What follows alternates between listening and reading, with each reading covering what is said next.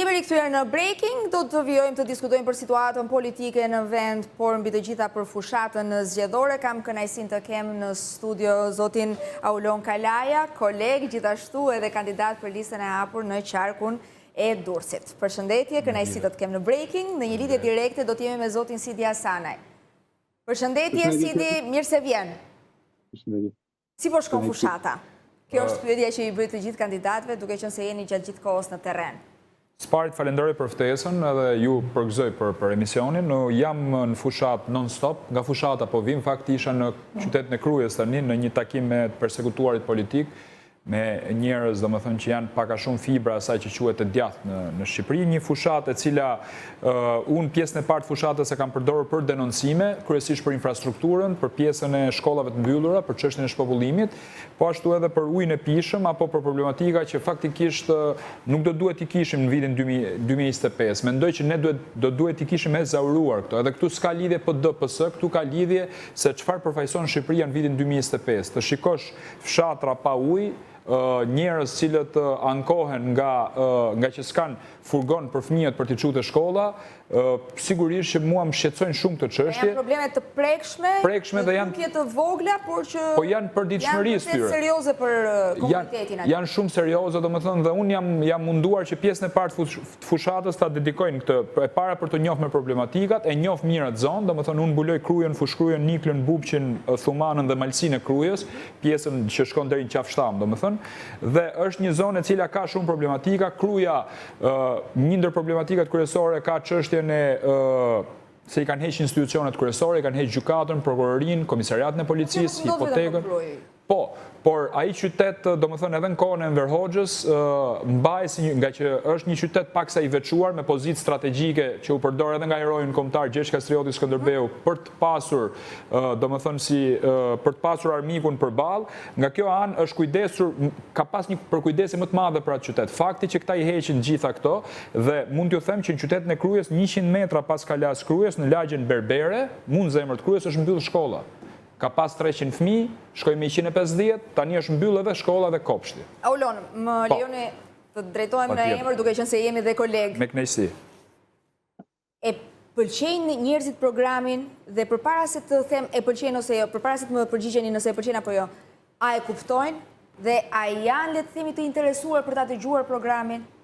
Shiko, unë personalisht kam shkruar probleme konkrete, por kur vjen puna tek programi, ndonjëherë qytetarët nuk kanë, po e them edhe në një gjuhë, ndoshta pak më popullore, nuk kanë nerva.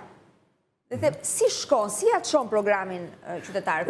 Unë nuk jam një politikan tipik, unë jam një politikan atipik. Nëse do e fuz veten si politikan, është hera parë që kandidoj faktikisht, nuk kam kandiduar ndonjëherë.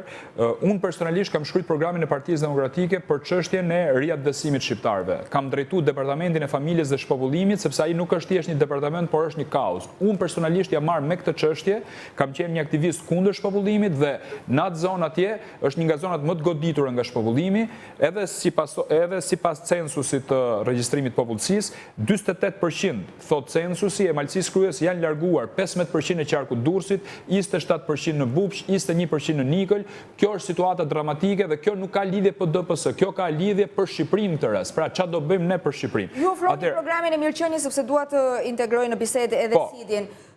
Por tek programi i mirëqenies ka disa pika, si ja bëni më të prekshme, sepse kam dëgjuar shpesh që denonconi asfaltin elektoral. Unë nuk e kam denoncu. Vetëm për Aulon. Jo, nuk e kam denoncu, jam pro asfaltit elektoral, unë personalisht. Është asfalti elektoral, pika më e dobët. Unë jam pro asfaltit elektoral, po ta them nga kjo studio, domethënë unë jam pro. Aman vetëm ta hedhin asfaltin, s'ka asnjë lloj problemi, por t'ja u lehtësojnë jetën atyre banorëve. Nuk e kam probleme fare, po ka i problem me asfaltin elektoral. Unë kam dalë, kam marrë 1 metër dhe po desha ta nxjerr dhe foton. E kanë hedhë 2 cm, asfalti duhet jetë 10 cm. Kjo është shumë e rëndësishme. Pastaj nuk duhet trajtohen njerëzit sa të nënës, sa të njerëgës. Ku janë rrugicat e PD-s nuk i shtrojmë, ku janë rrugicat e PS-s do i shtrojmë. Në një rrugë në Larush 1 kilometër kanë shtruar vetëm 300 metra. Dhe thu se e kanë ndarë Korea e Jugut dhe Korea e Veriut. Tani si ja u them unë programin në këtë rast? Unë jam marrë me familjen. Çfarë do bëjmë ne për familjen shqiptare? E para, me 2 objektiva. E para, të mos lejmë më njerëz që të na ikin nga brenda jashtë dhe e dyta kemi mundësi neve për t'i kthy njerëzit nga jashtë mrena. Me 3 pika shumë kryesore. E para, në rast se një person do kthehet nga jashtë brenda dhe do hap një biznes në Shqipëri, 5 vitet e para nuk do paguaj asnjë taks. E dyta, ne do merrem me familjet, ne jemi për familjen e madhe, unë nuk jam personalisht për t'i thonë babës prindi 1 dhe nënës prindi 2. Këto janë çështje që kanë të bëjnë me konservatorizmin apo me traditën shqiptare. Jam kundër martesave të njëjtit lloj, sepse këtë nuk e njeh as ligji shqiptar. Jo si ky skandali që na ndodhi në Bashkinë e Tiranës. Tani ç'a ndodh? Ne po ju themi njerëzve që në rast se ju bëni fëmijën e tretë, atëherë nga 0 deri 23 vjeç do ta trajtoj shteti këtë fëmijë. Sepse duke forcu familjen, duke zmadhu familjen, ne zmadhojmë edhe kombin në këtë rast. Sipas censusit jemi 2.400.000 banor, sipas dhënave tona alternative jemi shumë më pak. Por në rast se do ecim kështu në 2020 në shkojmë 800.000 banor. Kjo që sa po thatë, për fëmijën e tretë ka patur i pari që le të themi e ka bërë publike një lloj strategjie në lidhje me fëmijën e tretë ka qenë Lulzim Basha. Si di? Po Fjori. Atëherë, për të kaluar konkretisht, besoj e dëgjuat zotin Kalaja, se çfarë tha konkretisht se ku e ka të mbështetur fushatën e tij, programin me gjëra sa më konkrete dhe sa më të prekshme edhe për elektoratin, sepse nuk mund të shkosh diku dhe të premtosh gjëra që nuk e ka iden fare dhe nuk kanë lidhje me realitetin e komunitetit ku po shkon të bësh fushat. Ti si eshe? Atëherë, unë vi vetë nga background i sipërmarrjes dhe ekonomisë dhe kam bërë një analizë të mirëfillt të programit të Partisë Demokratike të Zotit Sali Berisha, e cila ka 2 aspekte. Ka aspektin e parë për mua është pozitiv, që është lehtësimi i taksave, që është politikë e djathtë, ka dhe kontradiktë në aspektin e dytë, atë që tha zoti Aulon Kalaja, që ka një dorë shumë të madhe të shtetit në miqënien sociale. Nuk bëhen dot të dyja.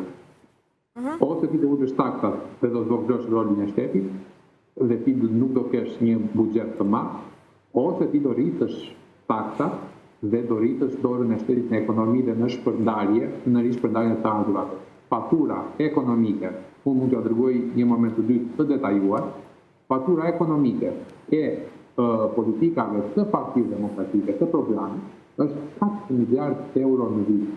Buxheti është 7.95 miliardë euro, 50% më shumë. Që se zbatojnë ato gjë që është.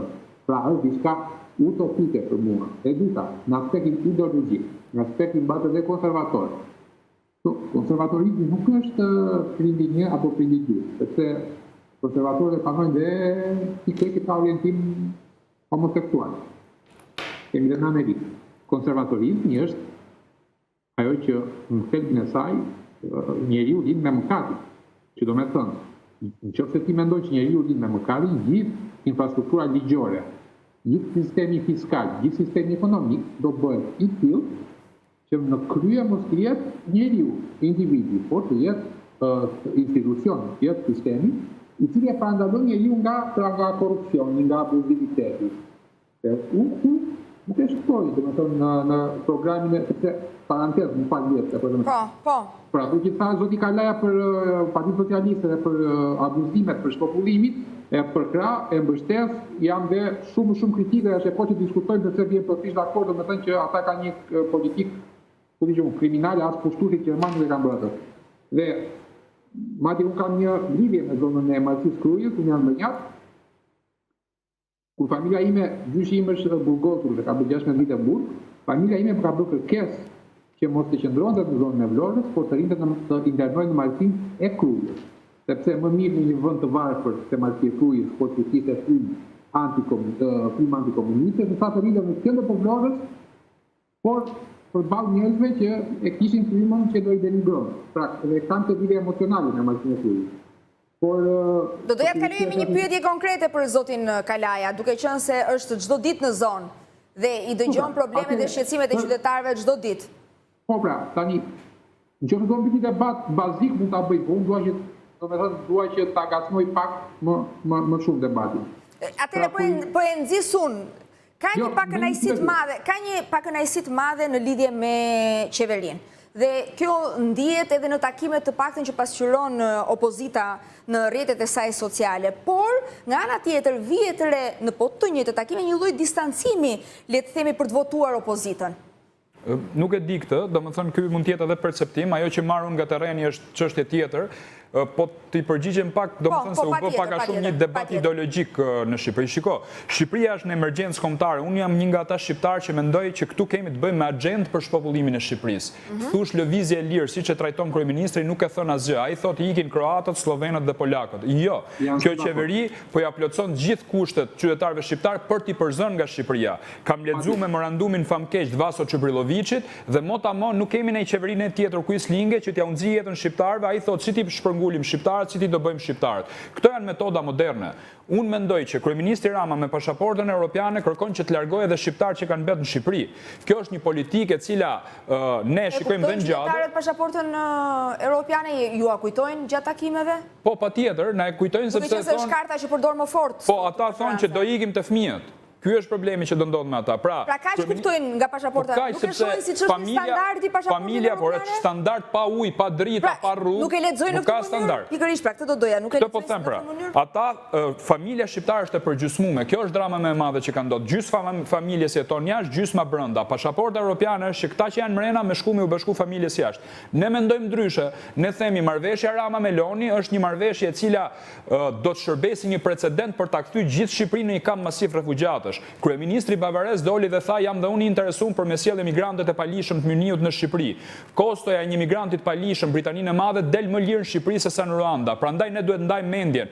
Kemi prioritet turizmin apo kemi prioritet kthimin e Shqipërisë në një kamp masiv refugjatësh. Kam shoqëruar personalisht një grup traj 3 në Gjader dhe më kanë thënë, Aulon këtu bëhet fjalë për 36.000, jo për 3.000, sa do vinë dhe janë emigrant palishëm dhe me precedent penal. Kujdes, se fillimisht na u tha. Në total 36.000, po do të bëhet me rotacion, pra vini 3.000. Me rotacion, po ne nuk e dim më fjor se ne na thanë fillim që do rrinë 2 muaj, tani ka dalë 24 muaj. Hajde ta gjejmë, pastaj do thonë 4 vjet a 6 vjet. Këto janë historira që në gjykatat italiane u goditën, gjykata Palermo e Romës e tjerë. Pra, unë mendoj që precedenti është i rrezikshëm. Ndoshta ka një plan për të bërë një kamp tjetër në Seman, prandaj unë mendoj që kryeministri ka idenë që të largojmë shqiptarët dhe këtu të sjellim njerëz tjerë të etnive të tjerë. Nuk jam racist fare, thjesht them që ne duhet të kthejmë shqiptarët. Atëherë, cila është teza ime në këtë rast, sepse unë e kam shkruajtur programin bashkë me një grup njerëzish e PD-s. Ne themi duam riadbesimin e shqiptarëve. Ne duhet të kthejmë njerëzit që të na vinë nga jashtë mrena këtu për me forcuar familjen. Nëpërmjet paketës së mirëqenies. Përveç paketës së mirëqenies. Këto para. Prika,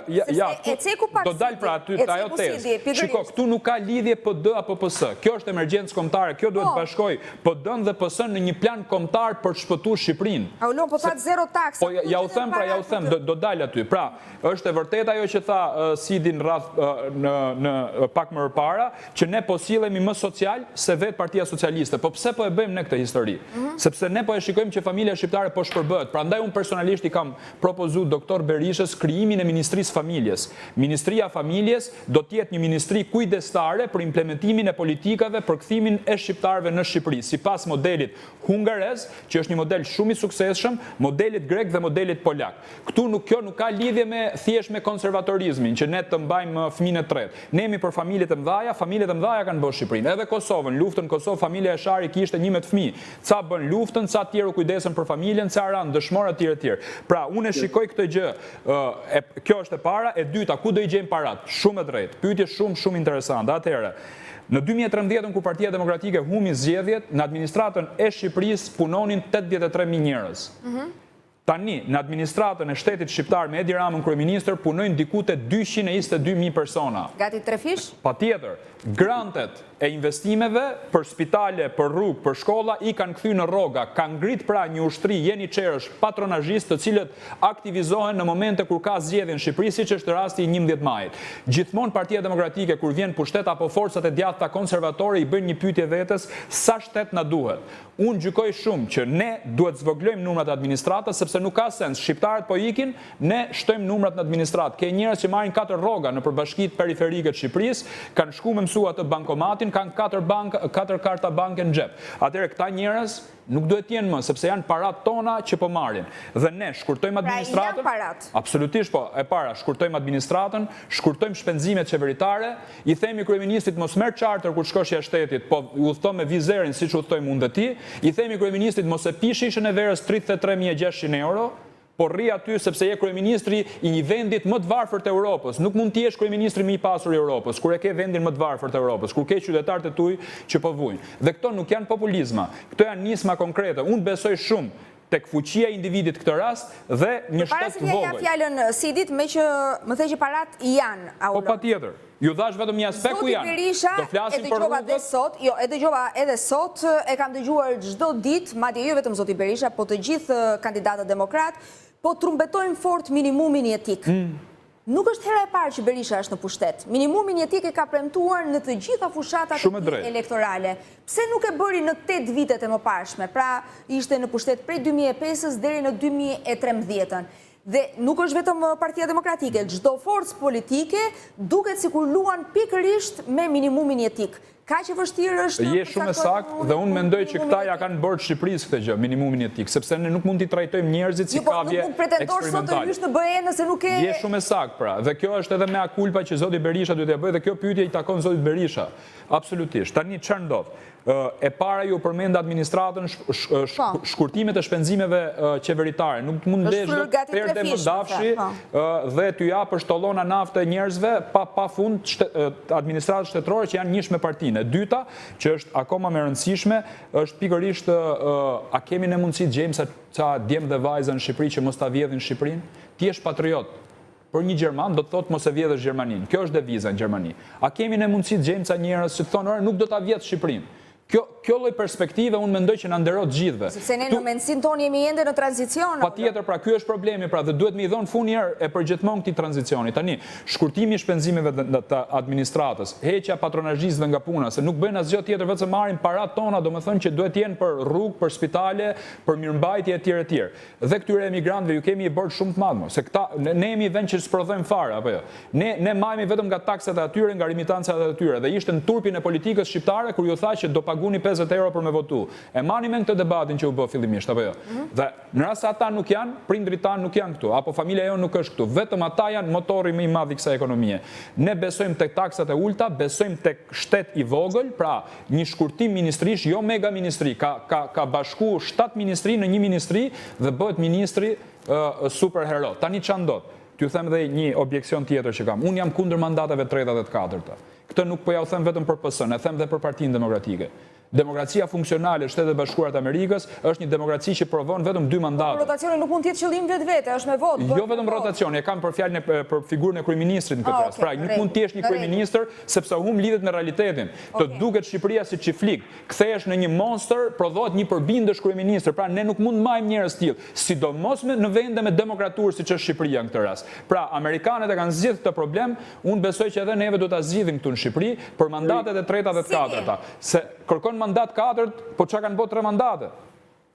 Teori, ka një paradoks këtu, ka shumë të drejtë Saudoni këtu. Dhe ti është dakord, po ka një paradoks, sepse kemi zotin Berisha që ka qenë në 90 në politikë, ka qenë 6 vite president, 8 vite kryeminist. Po, ka dhe diçka tjetër që në Partinë Demokratike kanë provuar të jenë, le të themi, në krye të kësaj force politike edhe të tjerë, po nuk e kanë krijuar dot frymën që krijon Berisha.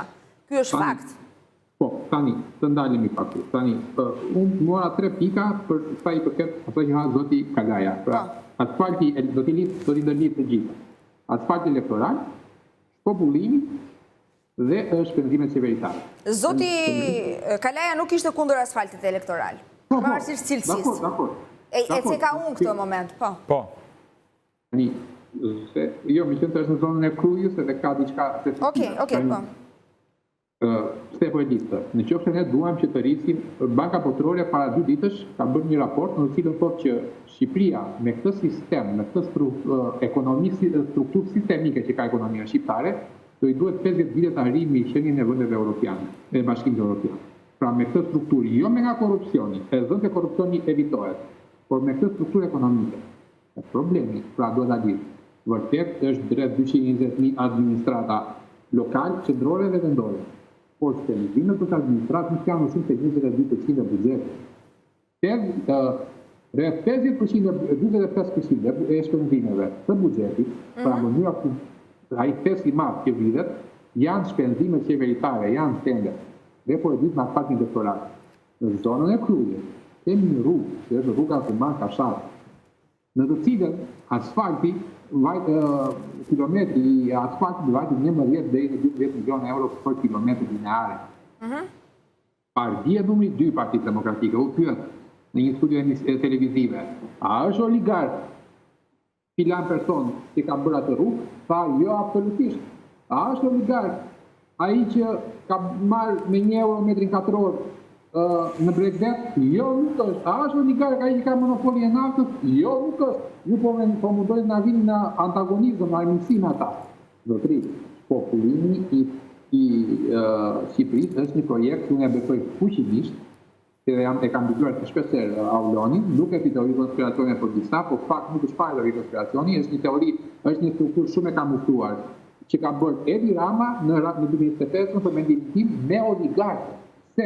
Sepse duhet një valvul shkarkimi për pakënaqësinë. Atëherë kush është valvula e shkarkimit për pakënaqësinë? Vini njerëzit jashtë.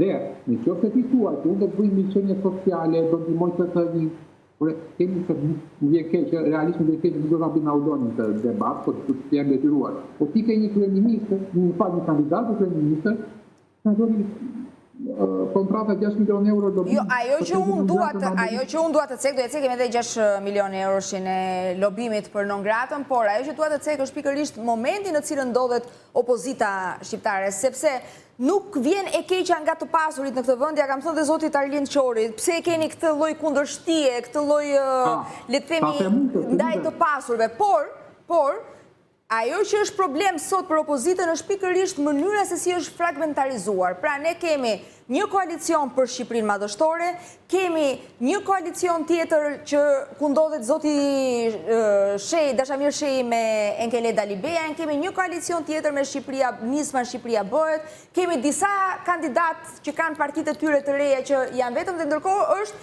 përballë gjithë këtyre strukturave politike, kemi vetëm Edi Ramën. Ky është problemi, zoti. Shiko, unë këtë nuk e shoh në problem, fluiditeti, jo domosdoshmërisht është problem. Është se të gjithë i vënë kushte njëri tjetrit, e ndosi me pazaret që po bëhen tani në Kosovë. Të gjithë vënë kushte, unë nuk bëj koalicion pas zgjedhor me Partinë Demokratike sa kot jetë Berisha, ne nuk bëjmë koalicion me Bashën, janë këto pra. Shiko, vetëm një ndërhyrje, ky është asfalti elektoral cilin unë e kam nxjerr me që u bë, do të thënë, debat këtu. E kam mat me metër dhe është 2 cm, ndërkohë inxhinierët e ndërtimit më thonë që duhet të jetë paktën 10 cm asfalti. Tani ti përgjigjem pyetjes tënde. Unë nuk e shikoj, do të thënë, bardhëzi situatën, unë jam pro iniciativave të reja. Liria politike është një gjë e garantuar, jo vetëm kushtetut në Republikës Shqipërisë, po edhe në mentalitetin tim. Unë jam pro çdo iniciative të re, pa diskutim. Por normalisht do doja shumë që të mlidheshim gjithë në një front. Pikërisht. Po, patjetër, sepse bashkimi bën fuqinë, ajo nuk diskutohet fare. E konfuzon atë elektoratin. Unë mendoj që kjo gjë ka ndodhur gjithmonë në Shqipëri, Fjor. Domethënë edhe në 2021 kemi pas iniciativa të reja, partitë cilat më vonë janë shprirë, edhe në 2017-ën, dhe kjo është një ushtrim që ka ndodhur gjithmonë në Shqipëri. Unë nuk e di peshën mekanizëm që favorizon majorancën. Nuk e di se sa do funksionojë. Po, çdo votë është e vërtetë ajo, absolutisht ke drejt. Por nuk e di se sa do funksionojë dhe sa rentabël do të jenë gjithë këto, sa relevant do të jenë këto faktorë që përmendë ti deri tani. Përsa i përket Çfarë the, Sidi, nuk të dëgjova. Mundet të bëj një ndërhyrje? Po. Ka dhe një këndvështrim tjetër, kjo është një perspektivë që këta janë fragmentarizimi i opozitës, siç ndodhi në 2021, por ka një këndvështrim tjetër që unë e kam, që në fakt rotacioni do ta bëjnë pikërisht mos të qenit bashkë. Sepse mos të qenit bashkë do të thënë që ti ke disa ndasi ideore, ndasi edhe vlerash. Dhe është një alternativë për qytetarët. Pra qytetarëve do të ketë dy alternativa gjithmonë. Sepse ne, si thua, kemi një dy dyqane që kanë qenë në 90-ën. Dhe gjithmonë një dyqan sa vjen rritet, që ka qenë Partia Socialiste, dhe një dyqan sa ka ardhur është pothuajse gjithmonë ka rënë, që është Partia Demokratike, nga numri i votave të përgjithshme. Është temë në gjërë kjo që si ideore, që si një qeverite, ke qeverite, që të ka ndodhur. Një alternative tretë, mendoj unë, dhe gjyna që janë të ndara këto alternative tretë, po kjo është pjekuria politike e tyre shumë e ullët, do japi një mundësi më shumë, një oksigjen më shumë qytetarëve, sepse në qoftë njerëz që do donin që do marrë si shembull. Lulzim Basha ose Enkele Dalibeja që ishin te Sali Berisha, votojnë Sali Berisha, nuk kam se votojnë një parti që është të satelit bërë alisë Sali Berisha. Pra më mirë që janë të ndara. Dërsa, partitë e reja, alternative, qoftë dhe Parti Publik Thjesht, Lulzim Basha, në qoftë se vendosin kusht që ne nuk bëjmë një bashkëpunim me Sali Berishën si emër, unë mendoj që është papjekuri politike.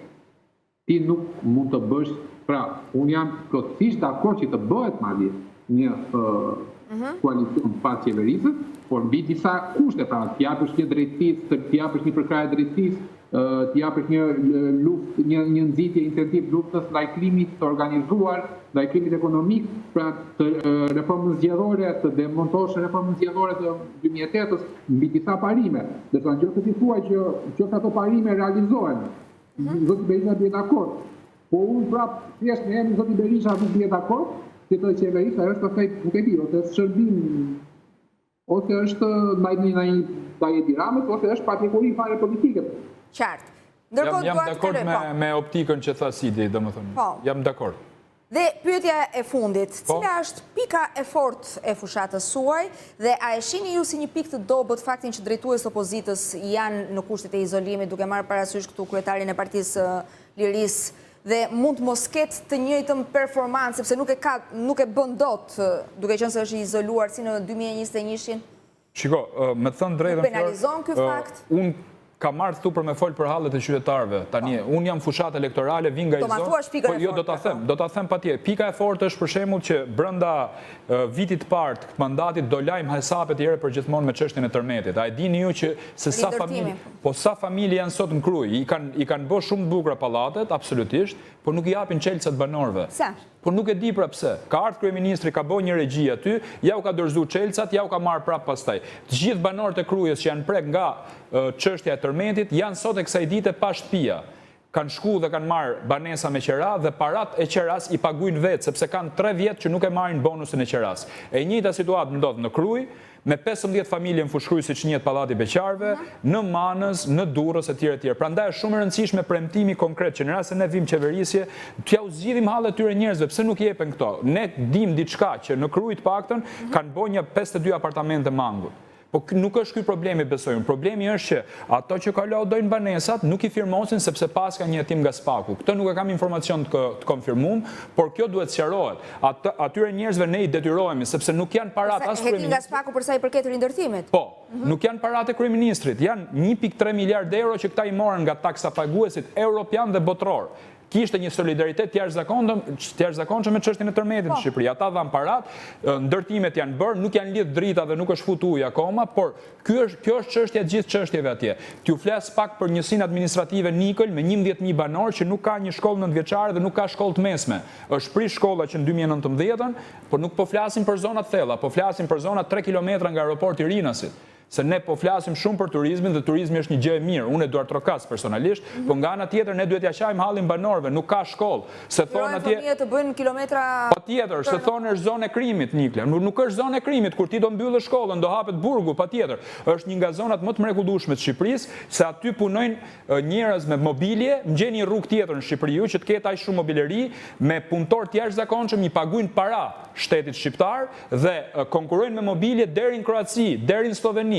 Janë njerëz që marrin nga 1.200 euro në muaj, është zonë e jashtëzakonshme, e shumë e zhvilluar, ndërkohë nga ana tjetër s'kan shkollë. Sa i përket infrastrukturës le për dashur.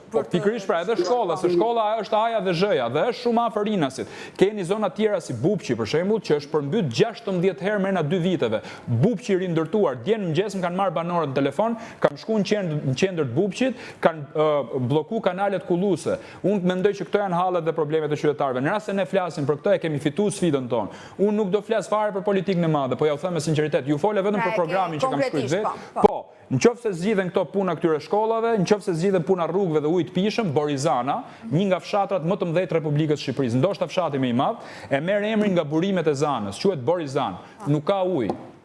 Nuk ka ujë, domethënë. Kanë qenë 7 burime, tani uji vjen i turbullum. Hajde të flasim për ndotjen, për plerat që digjen atje kanë kasaju bashkia një landfill dhe është i palishëm. Unë mendoj që këto janë çështje, Organizata Botërore e Shëndetësisë na tha neve që në Shqipëri mosha e kancerit ka shku 15 vjeç.